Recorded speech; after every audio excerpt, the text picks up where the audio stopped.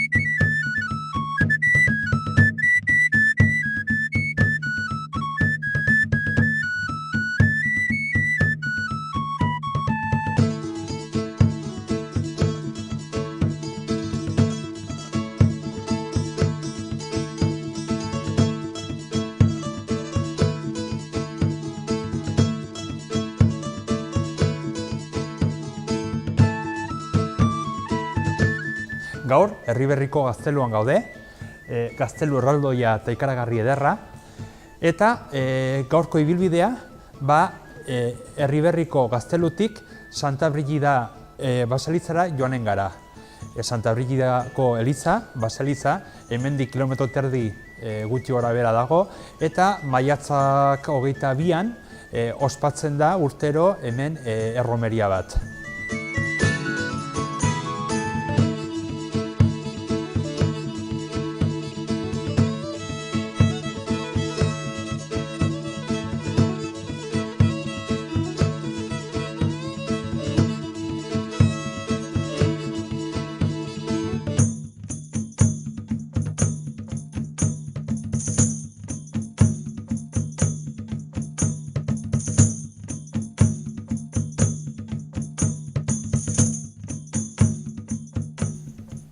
Erriberriko gaztelua, gaztelu famatua, ezen gaztelua bakarrik, zaukan zentzu militarra bakarrik, baizik eta zenbaita erregaren jauregia. Asmentan, Erriberria, erromatarren garaian, herriska bat zen, bere arresiekin, bere dorreekin. Erdi Aroan eraiki zuten gaztelu bat, berez da gaur egungo paradorea, hori izanen zen lehenagoko gaztelua, ja Carlos Bigarrenaren garaian, eta 15. mende hasieran, ja Carlos Hirugarrenak eraikiko du gaur egun ezagutzen dugun gaztelua. Gaztelu hau, bere jauregia, jakinta Carlos Hirugarrenak batean dauka olako diru pila bat, berak nolabait ere lortu zuen diru pila bat, Frantziako erresumaren nolabait ere titulua ez hartzeagatik, orduan berak izanen da Nafarroko erregea, eta ja Nafarroan berak eraiki nahi du jauregi bat, baino jauregi espektakular bat nolabait ere, olako antzerki zentzuarekin. Orduan, kontutan izan eta garai hortan adibidez, dagoela baita ere adibidez Alhambra, horren antzeko zerbait ere. Berez, baita ere, ekarriko ditu artesau eta artista pila bat, eta berak ja badoa eraikitzen olako fantasiazko gaztelua, berez ikusten ditugu hemen dorre pila bat, beren patioekin, bere lorategiak, baita ere zaukan olako zoologiko txiki bat, txoriak eta gordetzen zituen olako beste patio itxi bat, fantasia handiko gaztelua zen. Tamalez, naiz eta 16. mendean, konkista garaian, ez zuten suntsitu gaztelua, baina bai 19. mendean, 1813an, orduan zegoen frantsesen kontrako gerra, Napoleonen kontra, eta Esposimina, Nafarra berez, gaztelua suntsitu zuen, erabat errezen. Orain, hemen, daukagu erakusketa bat, ikusten dugu, zenolako egoeran utzi zuen, gaztelua, ia erabat suntsituta, eta 20. mende hasieran, Nafarroko diputazioak erabaki zuen gaztelua berreskuratzea. Hala ere, kontutan izan eta zenolako lujoak, zenolako lanak egin ziren gaztelu hontan Erdi Aroan, ja asmentatik erabat ezinezkoa zen lehenagoko gaztelua berreskuratzea. Kontutan izan behar dugu, gaztelunek bazaukan adibidez, olako jeseriak edo olako adornoak, Granadako Alhambra bezalaxe, baita ere bazaukan adibidez ur korrontea, ur beroa, berogailua, bazaukan baita ere bidrierak, bazituen dena baldosak, tapizak, eta gaur egun hori dena berreskuratzea erabat ezinezkoa da. Naiz eta pixkanaka, oraindik ere ari dira gaztelua berreskuratzen.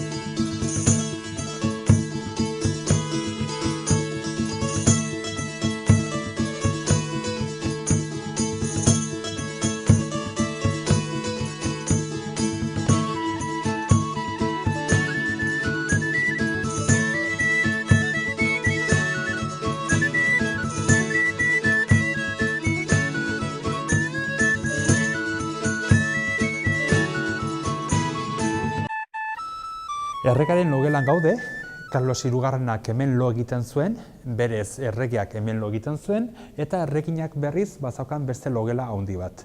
Hemen ikusten dugu zenolako tamaina erraldoia daukan logelak.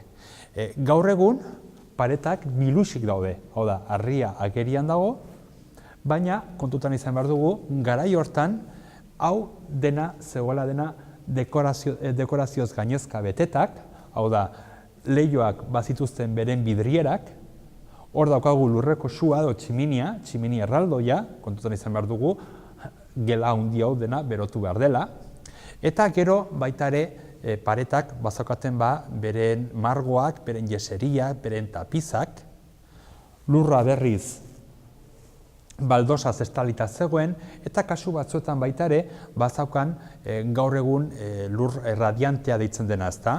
Ur beroa azpitik pasatzen zen, gela erraldoi hau ere berotzeko.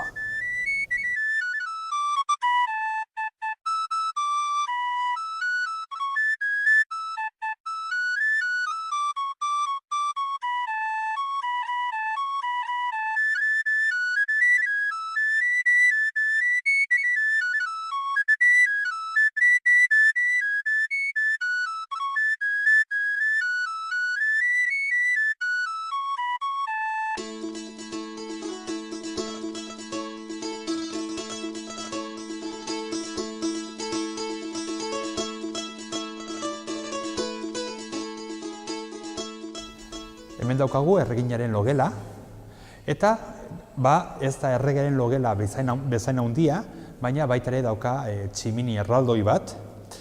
Baita ere hemen logela hontan kurtitzakegu uraren tuberiak edo urbideak nondik joaten ziren, kontutan izan behar dugu, gainera kasu hontan bazaukan bai ur hotza eta bai ur beroa baita ere. Eta gero beste bitxikeri bat, erreginak nahi zuen bere logela ondoan lorategi bat, eta hemen daukagu bere lorategia, daukagu lako klaustro txiki bat bere lorategiarekin. Kontutan izan behar dugu, lehenbizko solairu batean gaudela. Eta hemengo zuhaitzak eta hemengo landareak hemen jartzeko, azpian badago horrelako bobeda erraldoi bat, eta bobeda erraldoi honen gainean lurra jarri eta lorategia eraiki zuten.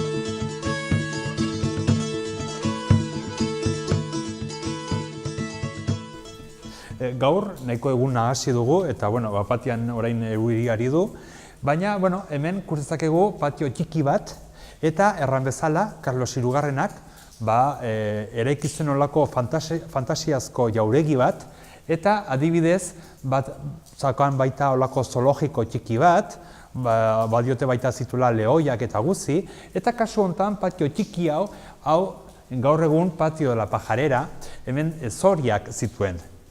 Bazakoan olako sare bat, patioa estaltzen zuena, eta hemen berriz ikusten ditugu gaur egun oraindik nola bauden olako zulo batzuk, zoriendako, zenolako, hoxe, zolako pajarera edo zorien kaiola erraldoi bat bezala.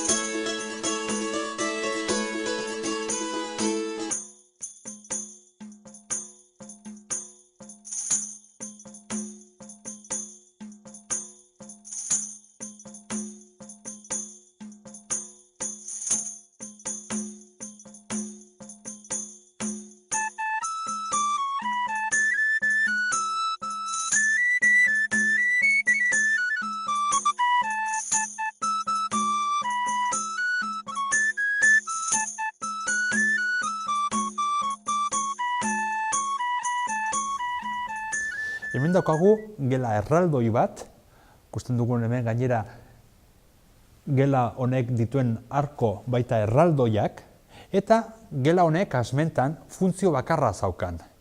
Bere funtzioa zen goian dagoen lorategia,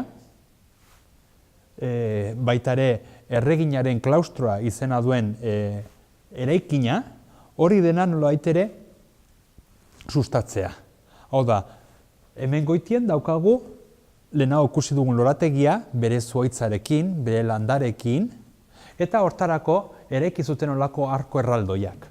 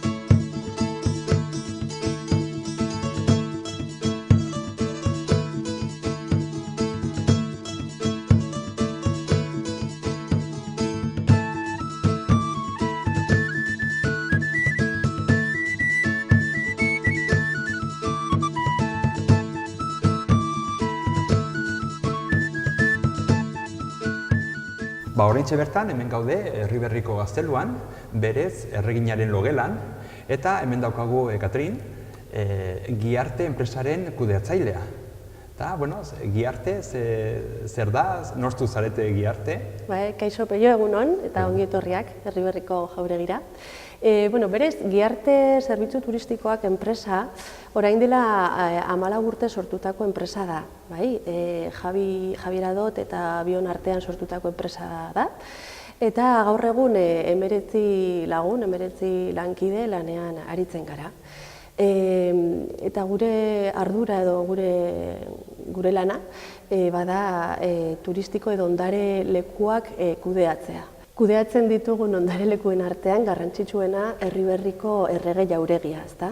Baina baita ere Arradako harresi pobladua, gero Nafarroako ardoaren museoa, hemen Erriberrin kokatuta ere bai, gero bi erromatar aztarnategi, nola diren Las Musas eta Andelos, Usuen ere bizitak egiten eskaintzen hasi gara. Betidanik egin izan ditugu taldeentzako, baina orain bisitarietzako orokorrean eskaintzen ditugu igandero. Eta orain dela gutxi Santa Maria Eunate eliza. Orain dela aste batzuk Muruzabaleko parrokiaren bolondresak gure gana etorri ziren laguntza ezken, nolabait hango bisitak eta sarbideak antolatzeko, antolaketa hori nolabait hobetzeko. Eta hortan gaude. Orduan, zuek gidari bezala, ez da bakarrik, zuze bakarrik hemen zonalde hontako arte edo historia bakarrik erakusten hemengo eraikinak, baizik eta gainera baita ere erakusten dituzte hemengo paisaiak, hemengo produktuak, ezta, baita ere ardoaren mundua eta bar. Horixe, lehen aipatu dudan moduan, kudeatzen ditugun balioen artean garrantzitsuenetarikoa Erriberriko errege jauregia, ez? Baina oso argi daukagu gure hasieratik, oso argi daukagu gure ardura edo gure misioa izan behar dela lurraldeak eskaintzen dituen beste balioak agerian jartzea, ez? Eta gure lana hortan datza. Aipatu duzun moduan, oso ongi gure lurraldeko baliorik identitario potenteena ardoa da.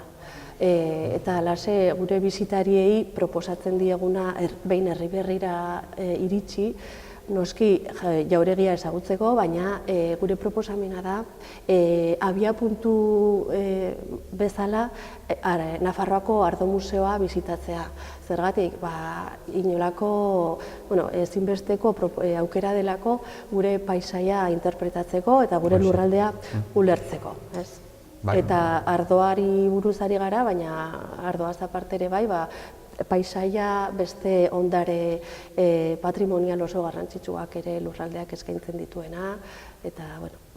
Azken finean, erregeak unet etorri baino lehen, hemen bazegoen ardoa, bazinen hemengo bertako produktuak, eta, erregeak zaude hemen, baina berez produktuak hemen jarraitzen dute. Hori da, erregeak Erriberri aukeratu zuten, bere bizilekuak kokatzeko ez kasualitatez, ez? Garaian, dakizuen moduan, Erriberriko errege jauregia 15. mendeko hasieran eraiki zen, eraikinaren bultzatzaileak Carlos Hirugarrena eta bere emaztea Trastamarako Eleonor erregina. Eta, garaian luxuez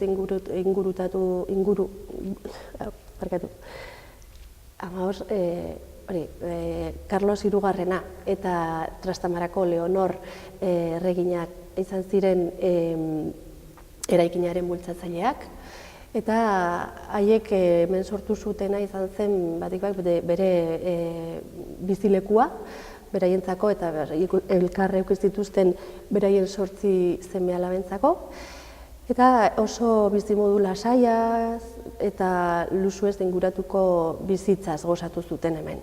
Egia esan politikoki ez zituztela jasan oso urte bortitzak, nahiko lasaiak izan ziren, beraz jauregia hemen kokatu zuten bere bizimodu lasaiaz gozatzeko. Eta luxuez inguratutak bizi ziren, Europako jauregien artean garrantzitsuenetariko bat izan zen garaian ere bai, Carlos Hirugarrenak jatorriz dakizuten moduan frantsesa zen, eta hark Frantzian eraikitako jauregietan ikusten zituen dekorazioak edo apaingarriak hona ekartzen zituen. Bai, nahiz eta tamalez hau suntsitua izan zen, eta orain dela urte batzuk, mende erdi bat edo berraiki zuten, alare bai gaur egun oraindik ikusten dugulako fantasia punto bat, ezta? Alaxe, erregeak, Carlos eta Leonor, bere intentzioa edo bere desioa, beraien aberastasuna eta beraien poterea herrikoei erakustea, ez? Eta gaur egun gelak hutsik ikusten ditugu, baina bisita gidatu baten bidez edo beste interpretazio medioen bidez ezagutu dezakegu zelan zen beraien bizimodua hemen barruan, ez? Oso, apaingarri aberatsaz aparte, badakigu landare edo animali exotikoak ere biltzen zituztela, Europako gorteen artean animali exotikoak edukitzea, adibidez, oso gauza berezia zen, eta badakigu kontuen liburuan agertzen den moduan, Carlos Hirugarrenak lehoi bat erosiztula, ostruka baita ere, dalakoak, ez? Esan beharra dago ere bai, aberastasun guzti hori sortzeko kultura ezberdinetako argin, zurgin edo lorezain ugari egon zirela lanean errege eta erreginaren desioetan. Bai, garai hortan segurazkire Europa guztiko jauregin artean egonen zen hortxe Granadako Alhambra eta Oliteko gaztelua. Bai, alase idatzita utzi zuen 15. mendean bisitan etorri zen Alemaniatik etorritako bidaiari batek, Sebastian Ilsung, alase idatzita utzi zuen. Ziur nago, ez dagoenik hain jauregi dotore eta urrez apainduta duen erregerik, ez? Esaldi horrek ideia bat sortzen digu nolabait ezagutzeko zertaz ari garen, ez? Tamalez, naiz eta lujo gehien hauek galdu, oraindik ere, hemenko jauregia, Riberiko erregeen jauregia, naski da, Nafarroako leku bisita gehien dituen lekua da, ez da? Hala da. Bai, hala da, zergatik, erakargarri bat baino gehiago eskaintzen dituelako jauregiak, ez? Hona gerturatzen den jendearen motivazioa, bada alde batetik agian Nafarroako erresumaren ikur bat delako, bestalde Nafarroako edo estatu mailan eraikin gotikoen artean garrantzitsuenetariko bat daukagulako, edota bere edertasunaz gozatzeko oso leku aproposa delako, ez? Gerturatzeko, pasiatzera eta bere edertasunaz disfrutatzeko oso leku aproposa delako. Urtean zehar, edozein urtarotan? Edozein urtarotan, egia esan da, gehien gerturatzen den jendeak turistak direla, orduan turistak badakigu noiz mugitzen diren, ez? Asteburuetan, aste santuan eta abuztuan, ez? Baina, egia da, pixkanaka Erribarriko jauregiak martxotik aurrera, martxo eta urrian artean, egia esan, bai astean zehar eta bai asteburuetan, beti jendea etortzen dela. Eta astean zehar baita eskolekin eta ikastetxeekin egiten dugu lan asko, bizita didaktikoekin, eta hala. Eta gainera hemen Erriberrin baita ere, hemen erakusten duzu baita Ardoaren museoa. Eta ez bakarrik Ardoaren museoa, baizik eta baita ere bistagiatuak egiten duzue hemen inguruko gutxienez 3 bodegetan, ez da? Hori da, alaxe. Bai, lehen aipatu dugun moduan, gure lurraldeko balio garrantzitsuenetariko bat, edo balio identitario potentenetariko bat, Ardoa da. Nolabait, Nafarroako erdialdeko 2 balio garrantzitsuenak, esan dezakegu dela, Erdi Aroko ondarea, alde batetik, eta Ardoa bestetik, ez? Nik esango nuke, mai berdinean kokatu ditzazkegula biak, ez? Orduan, Erriberri, Nafarroako Ardoaren hiriburua dela esan dezakegu. Ardoaren inguruan lanean ari diren erakunde asko kokatutak daudelako hemen, eta esan duzun moduan upeltegi ugari daudelako, ez? Orduan, lehen aipatu dudan bezala, gure proposamena, gure bizitarientzako proposamena, beti da Ardo museoa, Ardo eta Mahats museoa abia puntu bezala bizitatzea, gure paisaia interpretatzeko eta ondo ulertzeko. Oso erakargarria den museografia baten bidez, Ardo eta Mahatsaren inguruan informazioa jaso dezakegu, 4 solairutan banatuta, eta ibilbidea eginez lortu dezakegu informazioa jaso mahastiaren zikloari buruz, adibidez, Nafarroan ematen diren mahats barietate ezberdinen informazioa jaso ere bai, Ardo txuri gorri eta beltza egiteko prozesuak ezagutu, Ardoaren ontzea baita ere, eta nola ez Ardoa dastatzeko aukera.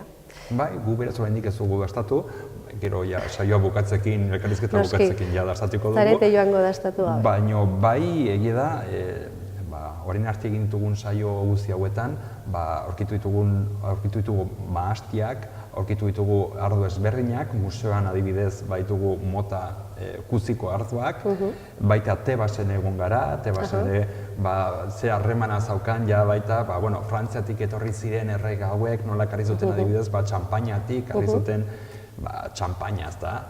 Eta ikusten da nola zenolako garrantzia eduki duen eta oraindik ere daukan hemen ardoa, bai paisaian, gastronomian, kulturan eta historian. Bai, ez bakarrik erdi aroan garaian, baizik eta erromatarren garaietik esan dezakegu hemen ardoa ekintzen dela, mahastiak eta oso ondo ekoizten direla.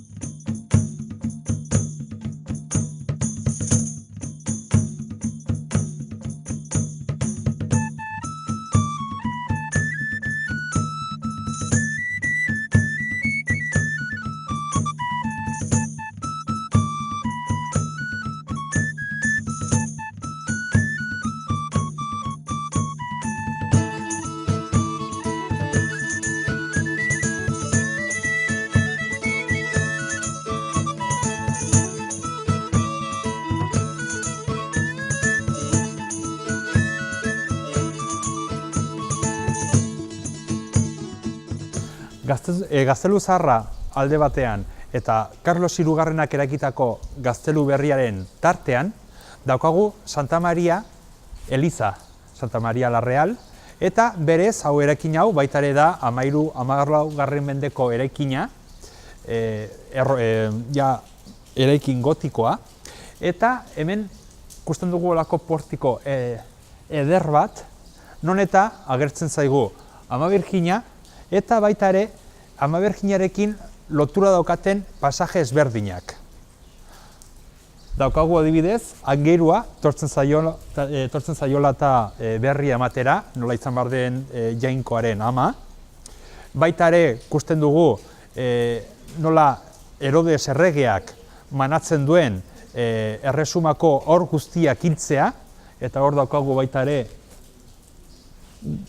garai hortako jantziekin dauden soldado batzuk aurrak hiltzen, baita ere Egiptoko iesaldia, eta gainera ikusten ditugu olako mahastiak, hori ja da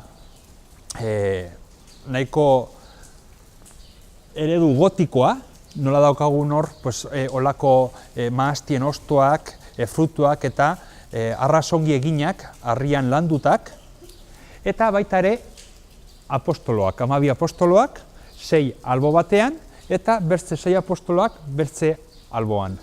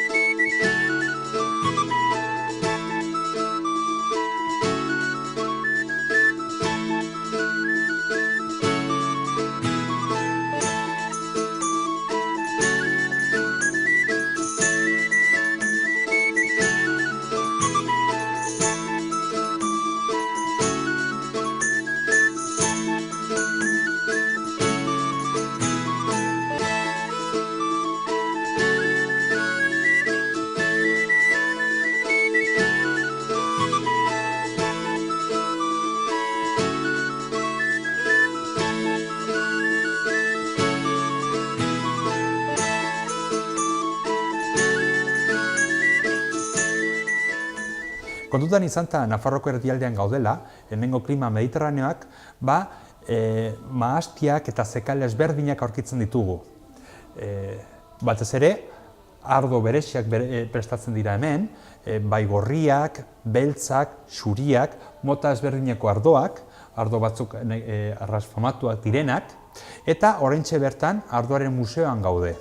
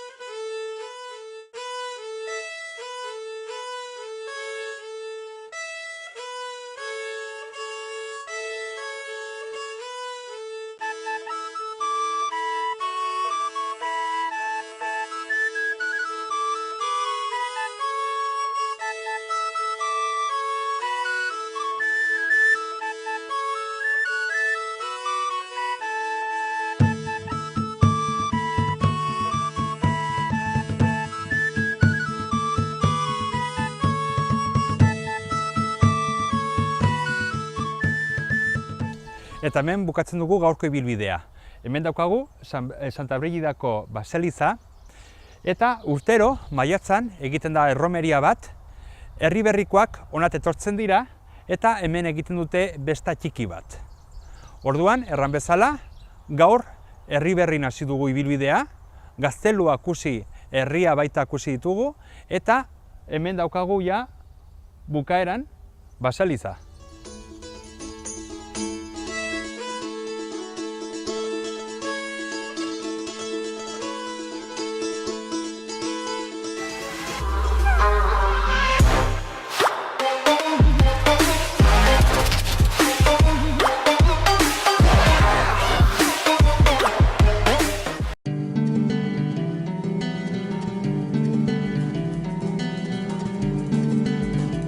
Saio hau Nafarroako Gobernuak diruz lagundu du.